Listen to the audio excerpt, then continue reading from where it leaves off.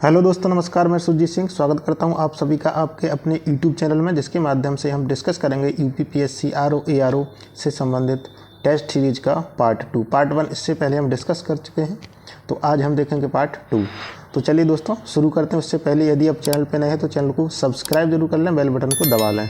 तो देखते हैं दोस्तों आज का पहला क्वेश्चन क्या है। तो पहला क्वेश्चन क्या है कि चीन ने सिविल सेवा परीक्षाएं कब प्रारंभ की। तो चीन ने सिविल सेवा प्रारंभ की सन 206, 1905, 1920 या 1949। तो करेक्ट आंसर आपका हो जाएगा ए आंसर 206। चीन ने कब प्रारंभ की थी? 206 में जो है सिविल सेवाएं प्रारंभ की थी। ठीक है, किसके समय में की थी? हान वंश के समय में की थी। किसके समय में? हान वंश के समय में की गई थी। और भारत में बात करें तो भारत में सिविल सेवा का जनक किसे कहा जाता है? क्वेश्चन पूछा था लॉर्ड कॉर्नवालिस को जो है भारत में सिविल सेवा का जनक कहा जाता है। और भारत में सिविल सेवा की प्रतियोगिता की बात करें तो कब हुई थी? आपकी 16 जुलाई 1853 को जो है पहली प्रतियोगी परीक्षा पूर्ण हुई थी सिविल सेवा की। ठीक है, तो ऐसे क्वेश्चन परीक्षा में पूछे जाते हैं। तो इसका आंसर हमारा हो जाएगा ए आंसर 206। बढ़ते हैं नेक्स्ट क्वेश्चन की ओर। नेक्स्ट क्वेश्चन है महाराष्ट्र के संगीत रंगमंच का प्रसिद्ध लोक रूप कौन सा है? तो महाराष्ट्र का इनमें से कौन सा एक लोक रूप है? लावनी, नौटंकी, तमाशा या गाथा? ठीक है, तो करेक्ट आंसर इसमें आपका क्या हो जाएगा? तो करेक्ट आंसर आपका हो जाएगा लावनी और इसमें दोस्तों तमाशा। तो लावनी और तमाशा इसमें करेक्ट आंसर दोस्तों होना चाहिए था ए और सी। ठीक है, तो आंसर हमारा ऑप्शन में ए और सी होना चाहिए था। तो क्या हो जाएगा? तमाशा और लावनी जो है दोनों कहाँ के हैं? ये और सी, ये दोनों जो है महाराष्ट्र के लोक रूप हैं। ठीक है, तो करेक्ट आंसर इसमें आपका हो जाएगा आपका इनमें से कोई नहीं होगा। आंसर आपका ए एंड सी ऑप्शन में होना चाहिए था। ठीक है, तमाशा लावनी दोनों महाराष्ट्र के। बढ़ते हैं नेक्स्ट क्वेश्चन की ओर। नेक्स्ट क्वेश्चन देखते हैं। नेक्स्ट क्वेश्चन क्या हो जाएगा? निम्न में से किस नृत्य शैली में कथा भाव हमेशा महाभारत या रामायण से लिया जाता है? तो कौन सी नृत्य शैली में लिया जाता है महाभारत और रामायण से? ओडिसी में, भरतनाट्यम में, कुचिपुड़ी में, मोहिनी अट्टम में? तो करेक्ट आंसर आपका हो जाएगा कुचिपुड़ी में जो हमेशा महाभारत या रामायण से ये इसका पैराग्राफ या कथा भाव लिया जाता है। तो करेक्ट आंसर हमारा हो जाएगा सी आंसर। बढ़ते हैं नेक्स्ट क्वेश्चन की ओर।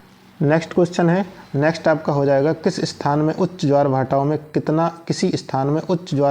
कितना अंतराल होता है? तो कितना समय का अंतराल हो जाता है? 12 घंटे या 12 घंटे 26 मिनट, 15 घंटे 30 मिनट या 24 घंटे? तो करेक्ट आंसर इसमें आपका हो जाएगा कितना होता है? 12 घंटे 26 मिनट होता है। ठीक है, क्या होता है? बी आंसर हो जाएगा 12 घंटे 26 मिनट। और बात करें भाटा की, भाटा में होता है 6 घंटा 13 मिनट। बढ़ते हैं नेक्स्ट क्वेश्चन की ओर। नेक्स्ट क्वेश्चन बहुत ही इजी क्वेश्चन क्या है? क्षुद्र ग्रह सूर्य के चारों ओर किनके बीच चक्कर लगाते हैं? तो क्षुद्र ग्रह जो है पाए जाते हैं किन किन ग्रहों के बीच पाए जाते हैं? मंगल, पृथ्वी और मंगल, मंगल और बृहस्पति, बृहस्पति और शनि, शनि और वरुण। तो करेक्ट आंसर का हो जाएगा बी आंसर, मंगल और बृहस्पति के बीच जो है क्षुद्र ग्रह पाए जाते हैं।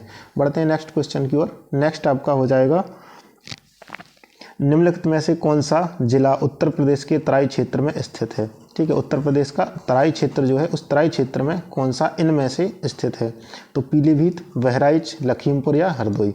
तो करेक्ट आंसर क्या आपका हो जाएगा? डी आंसर, हरदोई जो है भारत के तराई क्षेत्र में आता है निम्नलिखित में से। ठीक है, नेक्स्ट क्वेश्चन देख लेते हैं। नेक्स्ट क्वेश्चन आपका हो जाएगा मालदीव आइलैंड कहाँ पर स्थित है? मालदीव या फिर आइलैंड ऑफ मैन कहाँ पर स्थित है? तो ऑप्शन में क्या दिया गया है? इंग्लैंड और उत्तरी आयरलैंड के बीच, फ्रांस और इंग्लैंड के बीच, मलेशिया और इंडोनेशिया के बीच या क्यूबा और जमैका के बीच? तो करेक्ट आंसर आपका हो जाएगा ए आंसर हो जाएगा इंग्लैंड और उत्तरी आयरलैंड के बीच जो है मालदीव यानी आयरलैंड ऑफ मैन स्थित है। नेक्स्ट क्वेश्चन को देखते हैं। नेक्स्ट क्वेश्चन आपका हो जाएगा संसार में, नेक्स्ट है संसार में ताजे पानी की सबसे बड़ी झील लेक सुपीरियर कहाँ पर है? तो लेक सुपीरियर आपकी कहाँ पर है? करेक्ट आंसर क्या हो जाएगा? संयुक्त राज्य अमेरिका, ब्राज़ील, कनाडा या रूस? तो करेक्ट आंसर आपका हो जाएगा ए आंसर, संयुक्त राज्य अमेरिका में जो है संसार में ताजे पानी की सबसे बड़ी झील स्थित है। नेक्स्ट क्वेश्चन है मिजोरम के पारंपरिक बांस नृत्य को क्या कहा जाता है? तो मिजोरम में एक नृत्य जो है जिसे बांस नृत्य भी कहा जाता है, बांस के साथ उसको खेला जाता है, तो उसको क्या कहा जाता है? माच कहा जाता है, यकचाम, चेराव या थांगता। तो करेक्ट आंसर आपका हो जाएगा चेराव। चेराव जो है मिजोरम का एक लोक नृत्य है, जिसे क्या कहा जाता है? जिसे बांस नृत्य कहा जाता है। तो इसमें आपका सही आंसर हो जाएगा चेराव। ठीक है, बढ़ते हैं नेक्स्ट क्वेश्चन की ओर। नेक्स्ट हो जाएगा, नेक्स्ट है 1931 में भारतीय राष्ट्रीय कांग्रेस के अध्यक्ष कौन थे? तो 1931 में जो है भारतीय राष्ट्रीय कांग्रेस आईएनसी के अध्यक्ष कौन बने थे? नेली सेनगुप्ता, सरदार वल्लभ भाई पटेल, लॉर्ड लिनलिथगो या लॉर्ड मैकाले। तो करेक्ट आंसर आपका हो जाएगा 1931 में कौन बने थे? वल्लभ भाई पटेल जो है आईएनसी के अध्यक्ष बने थे। और ये कहाँ पर हुआ था आपका? ये कराची में हुआ था। कराची अधिवेशन 1931 की अध्यक्षता किसने की थी? सरदार वल्लभ भाई पटेल ने की थी। नेली सेन गुप्ता की बात करें तो नेली सेन गुप्ता जो है 1933 में बनी थी। कब बनी थी? 1933, 1933। कहाँ पर हुआ था? कलकत्ता में हुआ था। 1933 के कलकत्ता अधिवेशन की अध्यक्षता किसने की थी? नेली सेन गुप्ता ने की थी। ठीक है, हमारा आंसर हो जाएगा बी आंसर, सरदार वल्लभ भाई पटेल। नेक्स्ट है, भारत में उष्णकटिबंधीय सदाबहार वन कहाँ पाए जाते हैं? भारत में उष्णकटिबंधीय सदाबहार वन कहाँ पाए जाते हैं? तो आंसर क्या है आपका? केरल, आंध्र प्रदेश, मध्य प्रदेश या उड़ीसा। तो करेक्ट आंसर आपका हो जाएगा केरल। ए आंसर हो जाएगा। केरल में जो है पाए जाते हैं उष्णकटिबंधीय सदाबहार वन पाए जाते हैं। ठीक है, तो इस प्रकार के वनों की बात करें तो इस प्रकार के वन लगभग 200 सेंटीमीटर वर्षा वाले क्षेत्र में पाए जाते हैं। ठीक है, 200 सेंटीमीटर वर्षा वाले क्षेत्र में पाए जाते हैं। यहाँ पर जैव विविधता की अधिकता होती है। क्या होती है? जैव विविधता सर्वाधिक होती है, जैव विविधता। ठीक है, और 200 सेंटीमीटर वर्षा वाले क्षेत्र में ये पाए जाते हैं। ठीक है, बढ़ते हैं अपने नेक्स्ट क्वेश्चन की ओर। नेक्स्ट हो जाएगा, भारत में लोकपाल एवं लोकायुक्त का सुझाव किसने दिया था? तो भारत में लोकपाल का सुझाव किसने दिया था? किसने दिया था? सरकारी आयोग, प्रथम प्रशासनिक सुधार आयोग, विधि आयोग या ठक्कर आयोग। तो करेक्ट आंसर आपका हो जाएगा प्रथम प्रशासनिक सुधार आयोग, 1966। ठीक है, 1966 में जो प्रथम प्रशासनिक सुधार आयोग हुआ था, इसने जो है भारत में लोकपाल या लोकायुक्त की सिफारिश की थी। इसी के आधार पर जो है इसका गठन किया गया था 1966 के प्रथम प्रशासनिक सुधार के आधार पर। बढ़ते हैं नेक्स्ट क्वेश्चन। नेक्स्ट हो जाएगा कि निम्नलिखित में से कौन सा रिजर्व बैंक की मौद्रिक नीति का एक साधन नहीं है? तो कौन सा है जो मौद्रिक नीति का साधन नहीं है? चल निधि समायोजन सुविधा, रेपो दर, वस्तु एवं सेवा कर या नकदी आरक्षित अनुपात। तो करेक्ट आंसर आपका हो जाएगा मौद्रिक नीति का साधन कौन नहीं है? वस्तु एवं सेवा कर, जीएसटी आपका आंसर हो जाएगा सी आंसर। ठीक है, जीएसटी को 101वां संविधान संशोधन अधिनियम 2016 द्वारा जो है संविधान में जोड़ा गया था। ठीक है, 101वां संविधान संशोधन अधिनियम 2016 द्वारा इसको जोड़ा गया था। 1 जुलाई 2016 से इसको भारत में लागू कर दिया गया था। नेक्स्ट क्वेश्चन को देखते हैं।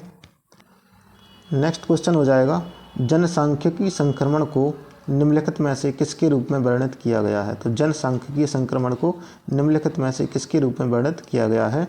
एक ऐसी प्रक्रिया, ऑप्शन क्या हो जाएंगे? एक ऐसी प्रक्रिया जहां मृत्यु दर में गिरावट होती है, या फिर एक ऐसी प्रक्रिया जहां जन्म दर में गिरावट होती है, या फिर एक ऐसा चरण जिसमें देश की जनसंख्या वृद्धि दर शून्य होती है, या एक समय के बाद समाज की जनसंख्या में परिवर्तन की एक प्रक्रिया है। तो करेक्ट आंसर हमारा इसमें हो जाएगा डी आंसर। ठीक है, जनसांख्यिकीय संक्रमण क्या होता है? एक समय में, यानी एक समय के बाद समाज की जनसंख्या में परिवर्तन की एक प्रक्रिया को क्या कहा जाता है? जनसांख्यिक संक्रमण कहा जाता है। ठीक है, तो इसमें हमारा आंसर हो जाएगा डी आंसर हो जाएगा। बढ़ते हैं नेक्स्ट क्वेश्चन की ओर। नेक्स्ट क्वेश्चन देखते हैं। नेक्स्ट हो जाएगा 1929 की महामंदी इनमें से किस क्षेत्र में शुरू हुई थी? 1929 में जो महामंदी आई थी वो किस क्षेत्र में शुरू हुई थी? एशिया, दक्षिणी अमेरिका, यूरोप या उत्तरी अमेरिका। तो इसमें आपका करेक्ट आंसर क्या हो जाएगा? कहाँ पर हुई थी?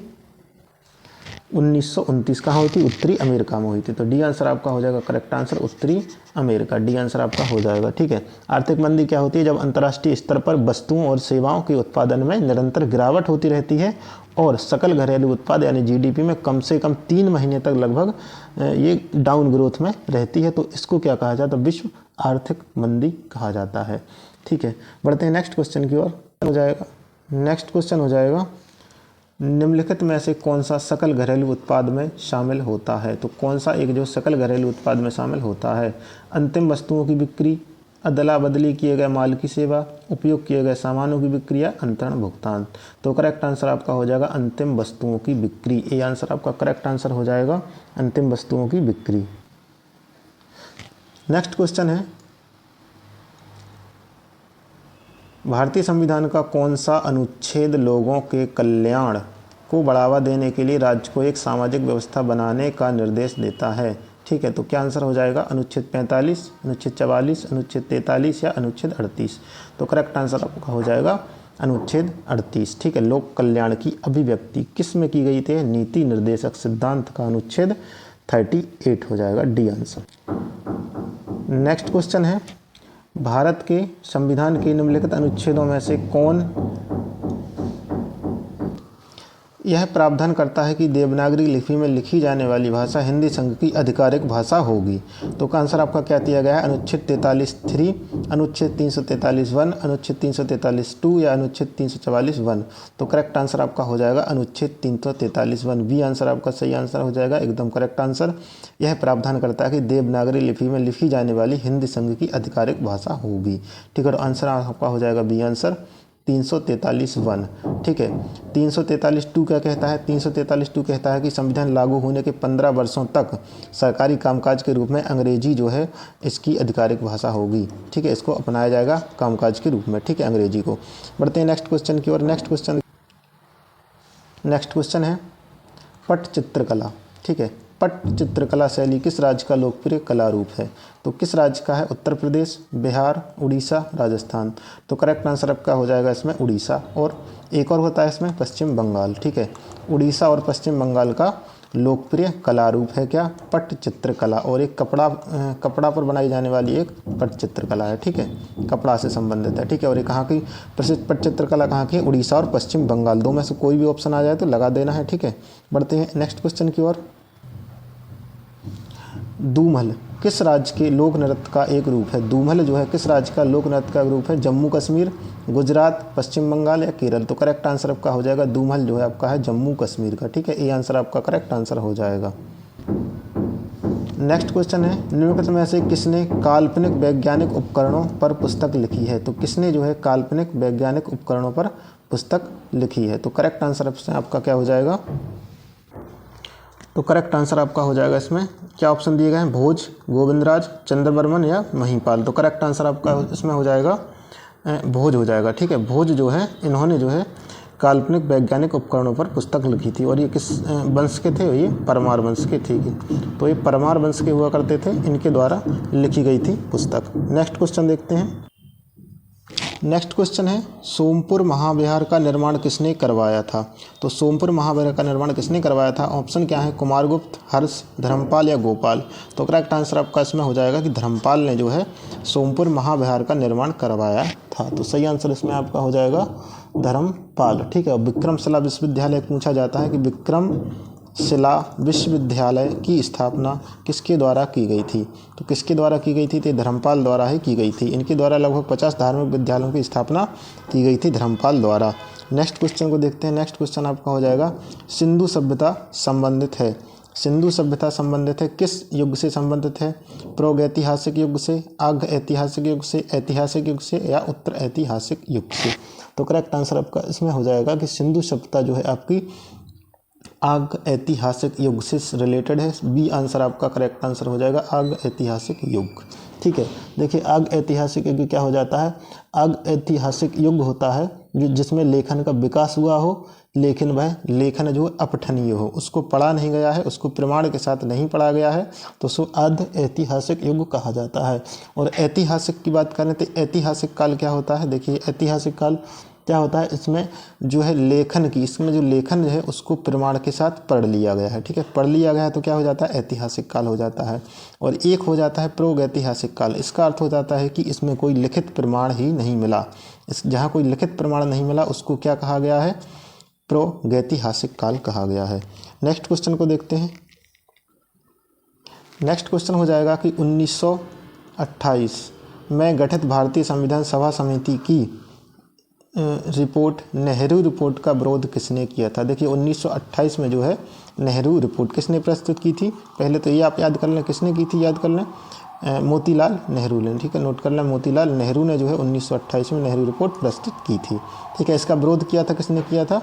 आपका आंसर हो जाएगा मोहम्मद अली जिन्ना। किसने किया था? मोहम्मद अली जिन्ना ने इसका विरोध किया था। और 14 सूत्री मांग, ठीक है, क्या रखा गया था? 14 सूत्री मांग, 14 सूत्री मांग रखी गई थी इनके द्वारा, 14 सूत्री मांग, ठीक है, मोहम्मद अली जिन्ना द्वारा, ठीक है। और इसका क्या किया गया था? विरोध किया गया था नेहरू रिपोर्ट का, किसके द्वारा? मोहम्मद अली जिन्ना द्वारा, ठीक है।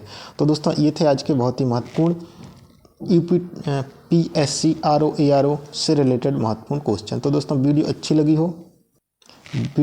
हो तो लाइक करें, चैनल को सब्सक्राइब करें। चलिए दोस्तों मिलते हैं नेक्स्ट वीडियो में नेक्स्ट अपडेट के साथ। तब तक के लिए नमस्कार, जय हिंद साहब।